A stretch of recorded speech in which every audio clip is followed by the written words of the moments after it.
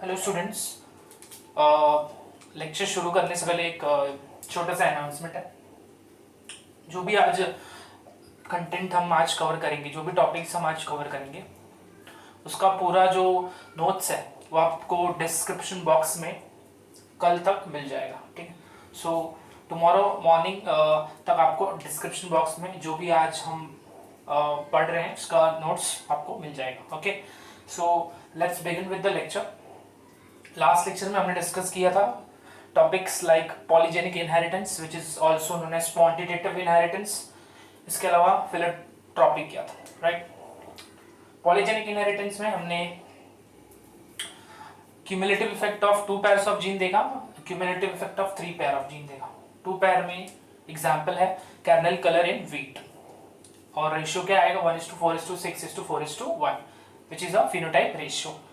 कितने टाइप के फिनोटाइप बनते हैं? 5 type in case of 2 pair of dominant gene. ठीक है, फिर 3 पेयर्स में हमने एग्जांपल देखे थे skin colour in humans. 7 phenotype different आते हैं, और फिनोटाइप रेशियो क्या होता है 1:6:15:20:15:6:1, राइट।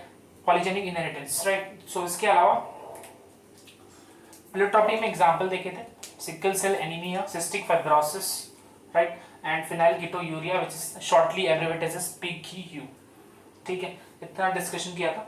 अब आज जो टॉपिक डिस्कस करेंगे वो है इंटरजेनिक।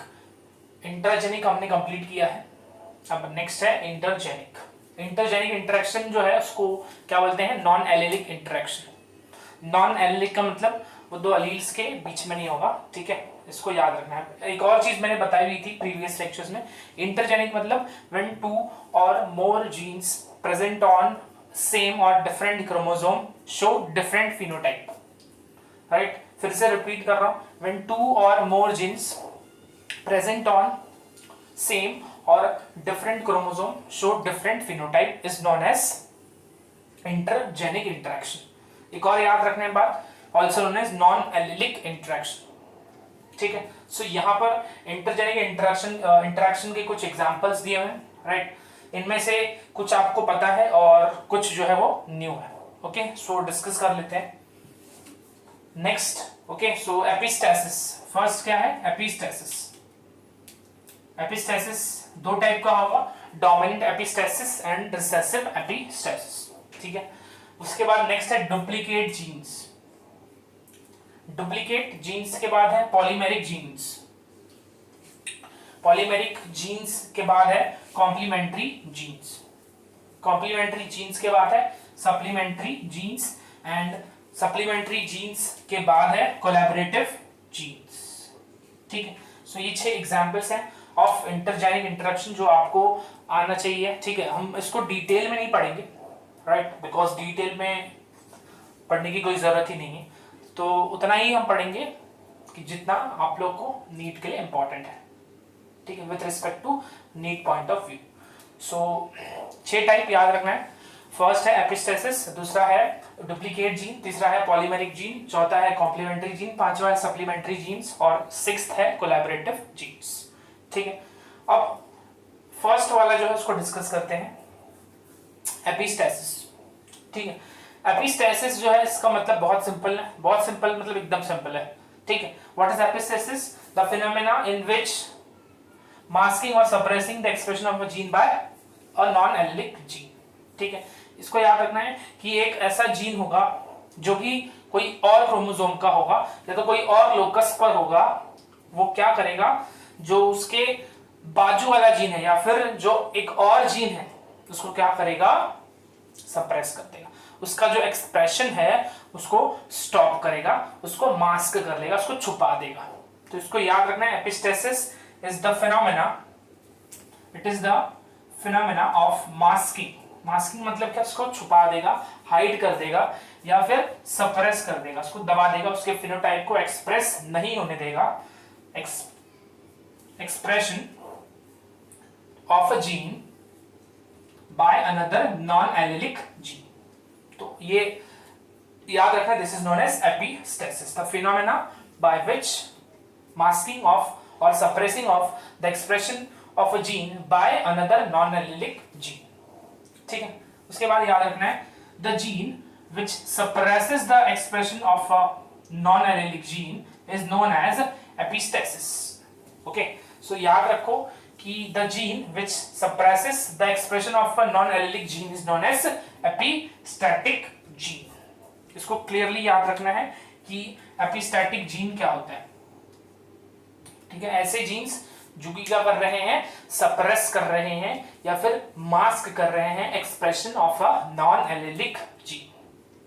ठीक है, तो एपिस्टैटिक जीन याद रखना है। नेक्स्ट, द जीन और locus which is suppressed by the presence of a non-allelic gene is termed as hypostatic gene.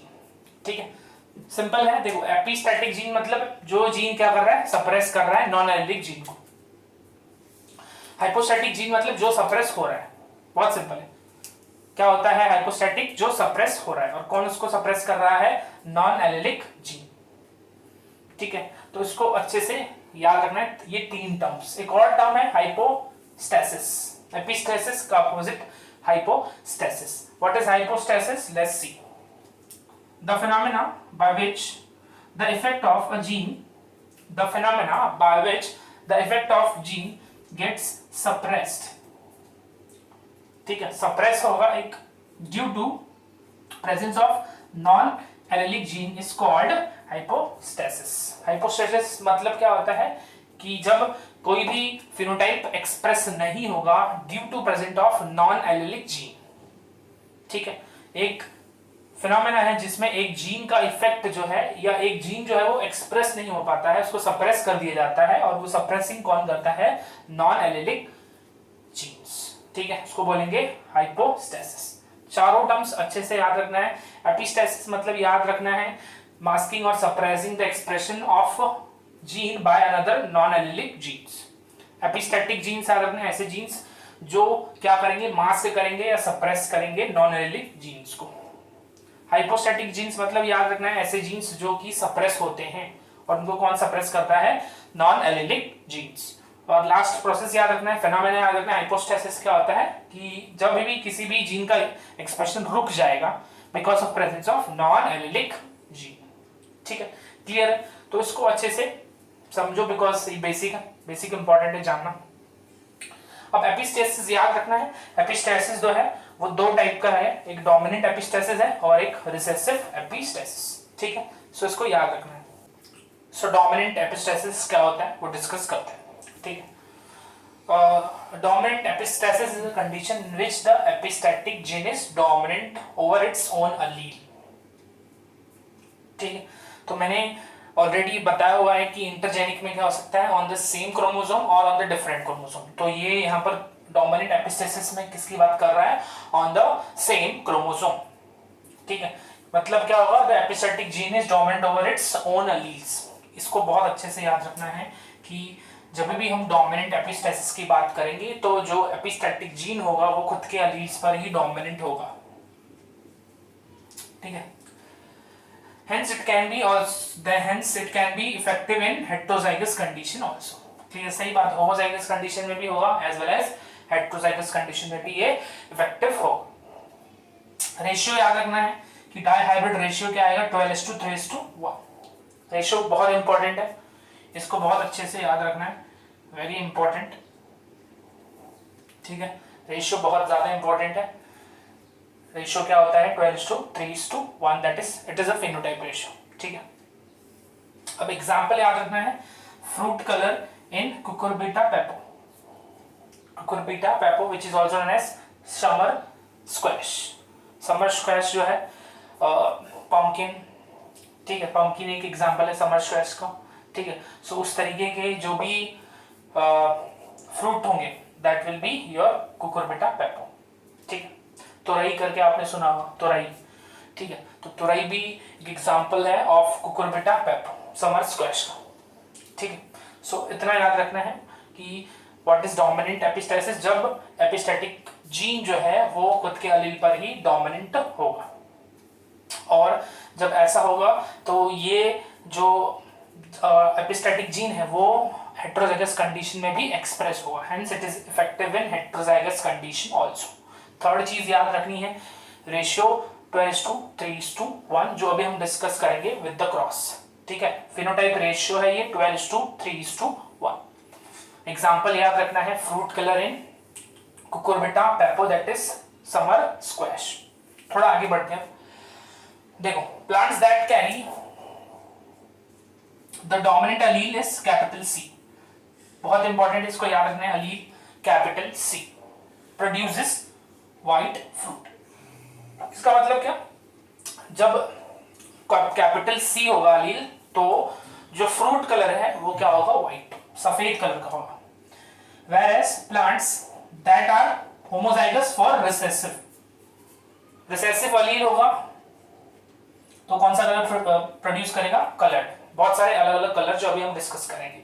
तो याद रखो कि कैपिटल सी जो है, जब भी अलील कैपिटल सी होगा, whether it is this condition that is capital C, इसमें तो जाहिर सी बात है कि फ्रूट का कलर व्हाइट ही होगा, बट इस केस में कैपिटल सी स्मॉल सी, ये वाले केस में भी फ्रूट का कलर व्हाइट होगा, because it is effective in heterozygous condition also. Right, खुद के ही अलील्स को क्या कर रहा है, वो मास्क कर रहा है उसके एक्सप्रेशन को, तो इसको याद रखना। क्लियर है इतना? ठीक है, बट जब स्मॉल सी होगा तो ये भी एक्सप्रेस होंगे, और जब भी एक्सप्रेस होंगे जो कलर होगा फ्रूट का वो कलरफुल होगा। ठीक है, देख लेते हैं क्या कलर था। If a squash plant is also homozygous for recessive allele G, ठीक है, अगर recessive allele G है, ठीक है, कलर अलग अलग है, तो फिर according to that it is given. So colour अगर इंडिकेट कर रहा है कैपिटल स्मॉल जी से, ठीक है, अभी सपोज स्मॉल जी है, राइट, सो इस केस में जो फ्रूट का कलर होगा दैट विल बी ग्रीन। सो याद रखो, अलील्स भी याद रखना है, सी जी। ठीक है, अब if it carries the dominant allele capital G, if it carries the dominant gene capital G of this gene the fruit will be yellow.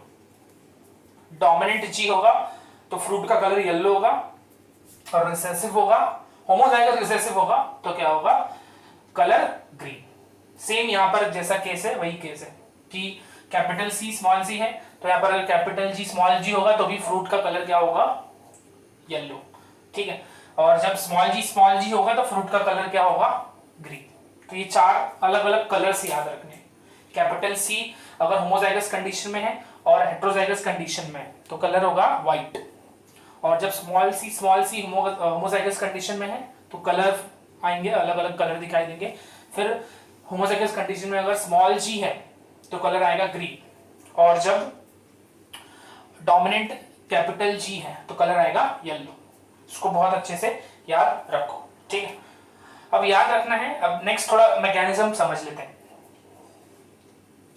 To genes control steps in the synthesis of a green pigment. अब green pigment की बात हो रही, तो यहाँ पर कहीं ना कहीं आप सभी को पता है कि पिगमेंट ही होते हैं जो फ्रूट को कलर देंगे। ठीक है, या फिर कोई भी प्लांट है तो उसको कलर देंगे, राइट, कोई भी प्लांट को कलर देंगे। तो यहाँ पर भी सेम चीज है कि जब भी ग्रीन पिगमेंट बनेगा वो दो स्टेप में बनेगा। फर्स्ट हाफ में एक जीन का काम होगा, सेकेंड हाफ में दूसरे जीन का काम होगा। तो जब फर्स्ट स्टेप हो रहा है तो फर्स्ट स्टेप में क्या हो रहा है, the first step converts a colourless precursor, मतलब व्हाइट कलरलेस, राइट। तो वो जो कलरलेस प्रिकर्सर है वो किसमें डेवलप हो जाएगा, येलो। कलरलेस से येलो बनेगा तो एक जीन का काम होगा। ठीक है, और सेकेंड स्टेप में येलो जो है, येलो किसमें कन्वर्ट होगा, yellow pigment into a green pigment. इसको बहुत अच्छे से याद रखना है। तो ये दो स्टेप है, तो जाहिर सी बात है कितने जीन्स कंट्रोल कर रहे हैं उसको, दो जीन्स। ठीक है, थोड़ा और आगे बढ़ते हैं। अब अगर फर्स्ट स्टेप जो है उसको ब्लॉक कर दिया गया, if the first step is blocked, ठीक है, और ये ब्लॉकिंग कौन करेगा, कैपिटल सी वाली, राइट, वो मास्क कर रहा है ना, राइट। अगर वो मास्क ना करे तो जो कलरलेस है वो किस में कन्वर्ट हो जाएगा, येलो कलर। सही है, राइट। सो इसको याद रखना कि फर्स्ट वाले में क्या हो रहा है, फर्स्ट स्टेप में अगर सी अलील है तो वो मास्क कर देगा, राइट, मास्क कर देगा, तो येलो कलर का जो फ्रूट है वो सिंथेसाइज नहीं हो पाएगा, तो कलरलेस का कलरलेस ही रहेगा। तो ये हमने देख लिया एपिस्टेसिस, सी अलील की वजह से क्या हो रहा है, फ्रूट का कलर कलरलेस या फिर व्हाइट, ठीक है। Neither of the pigments produced and the fruits will be remaining white, सही है ना, बिकॉज देखो कलरलेस से येलो बन रहा है और येलो से ग्रीन बन रहा है, जब येलो ही नहीं बनेगा तो फिर ग्रीन भी नहीं बनेगा, राइट। इसका मतलब जो फ्रूट का कलर है वो क्या रहेगा, व्हाइट। ये किसके वजह से होता है, because of presence of capital C allele, ठीक है। नेक्स्ट, अब अगर सपोज सेकेंड स्टेप जो है ब्लॉक हो रहा है, तो सेकेंड स्टेप याद रखना ये किसके वजह से ब्लॉक होता है, because of presence of capital G allele. अब कैपिटल जी अलील की वजह से सेकेंड स्टेप ब्लॉक हो रहा है, इसका मतलब येलो से ग्रीन नहीं होगा, तो फ्रूट का कलर जो है वो येलो से ग्रीन नहीं बनेगा, फ्रूट विल रिमेन येलो। तो उसको याद रखना है। This is about the dominant epistasis. Cross कर भी देखेंगे तो याद रखना है 4 कलर होते हैं, कलर्ड होगा, इसके अलावा कलरलेस होगा, येलो होगा, ग्रीन होगा। कलरलेस से येलो ना बने तो वहां पर कैपिटल सी अलील जो है वो डोमिनेंट हो जाता है, वो मास्क कर देता है, तो कलर जो है वो व्हाइट का व्हाइट ही रहता है। और कैपिटल जी जो है वो क्या करता है, ब्लॉक करता है येलो से ग्रीन बनने का जो प्रोसेस है, पिगमेंट बनने का, उसको ब्लॉक कर देगा। तो इस वजह से कैपिटल जी जो है वो क्या एक्सप्रेस कर रहा है, उसकी वजह से जो कलर है वो क्या होता है, येलो। इसलिए यहां पर देखो if it carries the dominant allele G of this gene, the fruit will be yellow, ठीक है।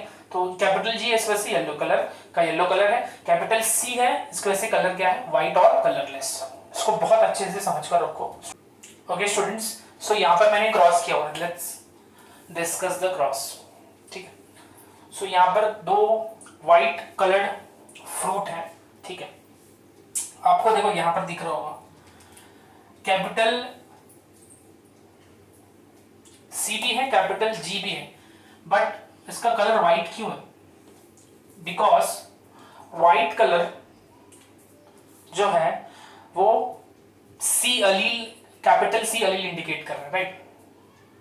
तो जब सी अलील, कैपिटल सी अलील ब्लॉक कर रहा है जिस वजह से कलर व्हाइट है, तो इसको हम येलो कंसिडर नहीं करेंगे ना, बिकॉज व्हाइट से येलो बनता है, फिर येलो से ग्रीन, बट वहां पर बीच में ब्लॉकेज हो गया है, कैपिटल सी जो है, कैपिटल सी अलील ने वहां पर ब्लॉकेज कर दिया जिसकी वजह से व्हाइट से येलो नहीं बन रहा है, इसलिए कैपिटल सी जो है उसके कैरेक्टर को हम कंसिडर करेंगे दैट इज व्हाइट, ठीक है।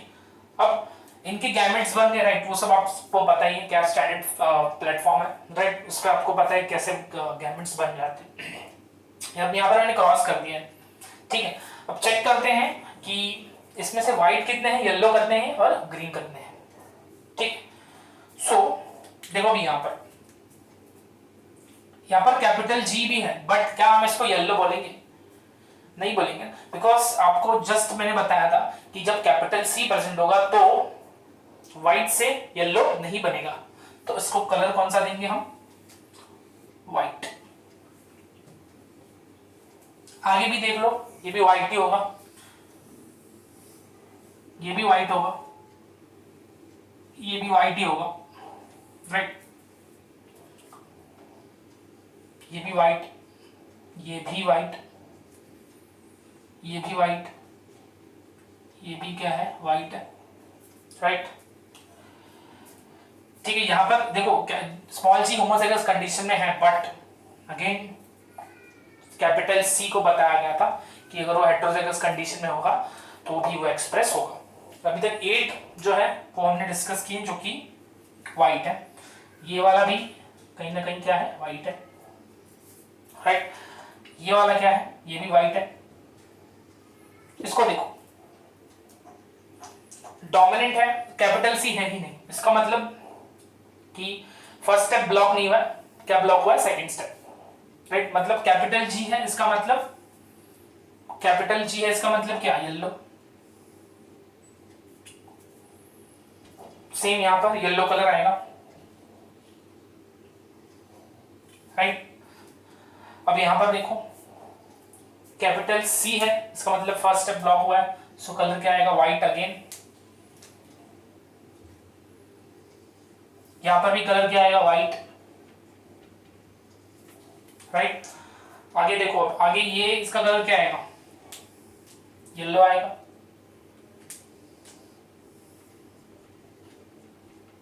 राइट ना, बिकॉज स्मॉल सी है, ये स्मॉल सी है, तो कैपिटल जी तो है, मतलब सेकंड स्टेप ब्लॉक है।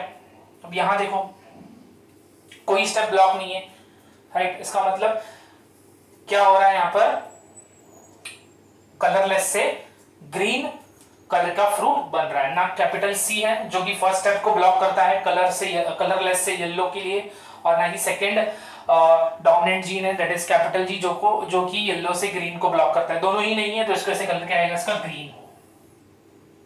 सो काउंट करोगे तो 1 2 3 4 5 6 7 8 9 10 11 12, तो 12 जो है आउट ऑफ 16, टोटल 16 है, राइट।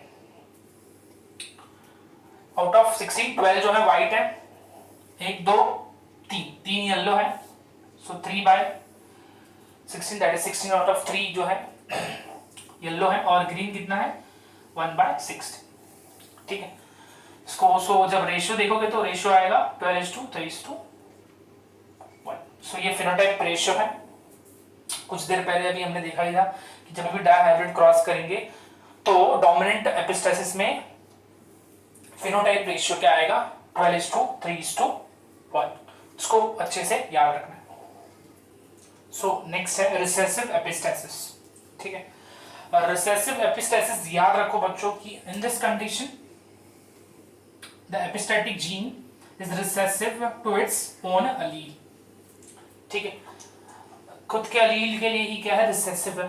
डोमिनेंट एपिस्टेसिस में देखा खुद के अलील के लिए ही डोमिनेंट है, राइट। सो याद रखना है दोनों में डिफरेंस। Thus, the epistasis या फिर epistatic gene can have its inhibiting influence only when it is in the homozygous condition. जब ये recessive alleles या फिर ये जो alleles हैं ये homozygous condition में होंगे तभी ये क्या होंगे, एक्सप्रेस होंगे। इसको याद रखना है, तभी ये क्या होंगे, एक्सप्रेस होंगे। इसको बहुत अच्छे से याद रखो। और जो रेशियो आएगा तो F2 जनरेशन का जो रेशियो आएगा वो आएगा, अगेन रेशियो बहुत इंपॉर्टेंट है, 9:7, ठीक है। तीन चीजें याद रखती हैं रिसेसिव एपिस्टेसिस के बारे में। पहली चीज है कि वो रिसेसिव होता है to its own Aleel. Second चीज याद रखनी है कि कौन से स्टेट में अपने आप को एक्सप्रेस करेगा, अंडर द होमोजाइगस स्टेट, ठीक है। रेशियो याद रखना 9:7। एग्जांपल कोट कलर इन माइस आप सभी को पता है बहुत ही अच्छा रिसर्च मटेरियल है, ठीक है। रिसर्च के लिए उसको बहुत ज्यादा, कहीं ना कहीं आप कोई भी रिसर्च ले लो तो हर जगह कहीं ना कहीं आपने देखा होगा कि माइस का तो यूज होता ही है भाई, ठीक है। अब इसके अलावा एक और एग्जाम्पल है, ये जो एग्जाम्पल है इसको डिस्कस किया था, इसको परफॉर्म किया था भाई बेटीसन एंड पनेट, दोनों ही का नाम आप जानते हो, राइट। बहुत ही नामी है ये सब in the field of genetics. A classical example of this analysis is from the work of Bateson and Punnett, who studied the genetic control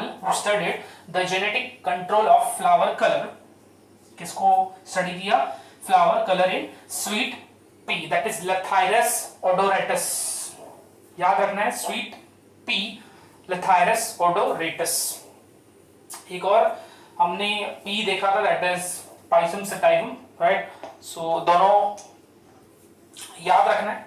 so next है, इसमें ये जो Lathyrus odoratus है इसके दो कलर के फ्लावर हो सकते हैं, या तो पर्पल या तो व्हाइट, ठीक है। दो कलर के फ्लावर हो सकते हैं Lathyrus odoratus के, पर्पल या फिर व्हाइट। पर्पल क्यों होगा, because of presence of anthocyanin pigment. Again यहाँ पर पिगमेंट का रोल आ गया, ठीक है। पिगमेंट एंथोसाइनिन, अभी हमने फ्रूट का एग्जांपल देखा डोमिनेंट एपिस्टेसिस में, राइट। पिगमेंट का रोल वहां पर भी था, यहाँ पर भी पिगमेंट का रोल है। तो पर्पल कलर का फ्लावर होगा in the case where anthocyanin is present, और अगर एंथोसाइनिन नहीं है तो फ्लावर का कलर क्या हो जाएगा, व्हाइट।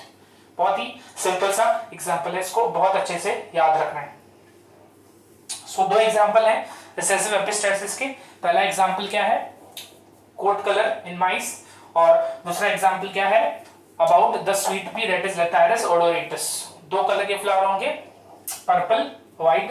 पर्पल कलर फ्लावर होगा जब क्या प्रेजेंट होगा, एंथोसाइनिन, और व्हाइट कलर होगा जब there will be no production और no presence of anthocyanin. Okay, so थोड़ा आगे बढ़ते हैं। और अब Bateson and Punnett crossed two different varieties, they crossed two different varieties with white flower. दो वैरायटी ली, दोनों का जो फ्लावर कलर था वो क्या था, व्हाइट था। Two varieties which have a flower colour white. अब जब इनको क्रॉस किया तो F1 जनरेशन में उसको क्या दिखाई दिए, all the purple flowers. White flowers को क्रॉस किया तो F1 जनरेशन में क्या दिखाई दिए, पर्पल फ्लावर। तो उसने क्या किया, फिर से क्रॉस किया, फिर से क्रॉस किया तो F2 जनरेशन मिलेगा। तो F2 जनरेशन में क्या रेशियो आया था, 9 purple and 7 white flowered plant. इसको अच्छे से याद रखना है कि बेटिसन एंड बनेट ने क्या किया, दो वैरायटीज ली, दोनों में फ्लावर का कलर व्हाइट था, दोनों को क्रॉस किया। F1 हाइब्रिड पर्पल थे, सारे प्लांट्स में फ्लावर का कलर था पर्पल। जब पर्पल को क्रॉस किया तो F2 जनरेशन में 9 ऐसे प्लांट थे, या फिर 9 जो है फ्लावर जो है उनका कलर था पर्पल एंड 7 का कलर था व्हाइट। अब इसके बाद इसका रिजल्ट क्या बताया उन्होंने, they explain the results by proposing the two independently assorting gene। ठीक है, कैसे बताया उन्होंने, दो independently assorting gene थे which was capital C, बहुत इंपॉर्टेंट है, and capital P, capital C and capital P। याद रखना है कि ये दोनों ही इन्वॉल्व होते हैं in the production of anthocyanin. ठीक है, तो इसको बहुत अच्छे से याद रखना है कि दो जीन इन्वॉल्व होते हैं in the production of anthocyanin. जैसे कि हमने अभी ये देखा था, डोमिनेंट एपिस्टेसिस, कलरलेस से येलो, येलो से ग्रीन। तो सेम स्टेप यहां पर भी होगा। ठीक है, कि कोई एक कलर से दूसरा कलर, फिर दूसरे कलर से तीसरा कलर। ठीक है, तो वहां पर अगेन दो जीन इन्वॉल्व थे, capital C and capital P. अब ये दोनों ही जीन जो है कैपिटल सी, इनका अल्टरनेट फॉर्म भी था, दैट वाज स्मॉल। ठीक है, स्मॉल सी मतलब रिसेसिव एलील।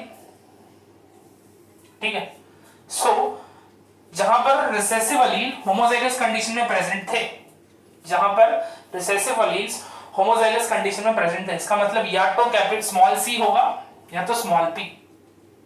अगर ये तरीके का कंडीशन है तो वहां पर जाहिर सी बात है there is no production of anthocyanin, so वहां पर कलर क्या होगा, व्हाइट।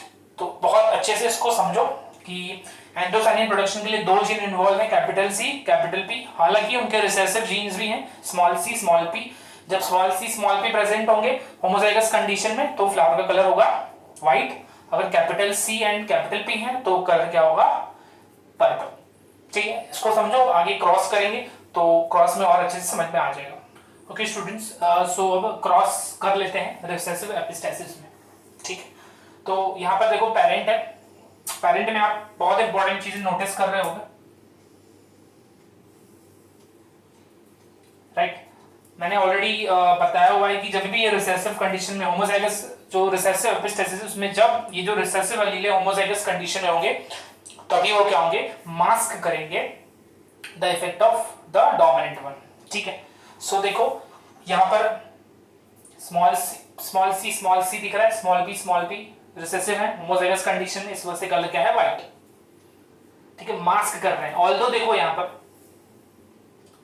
प्रेजेंट है, डोमिनेंट एलील भी होमोजाइगस कंडीशन में प्रेजेंट है, बट कहीं ना कहीं व्हाइट कलर है बिकॉज होमोजाइगस रिसेसिव कंडीशन।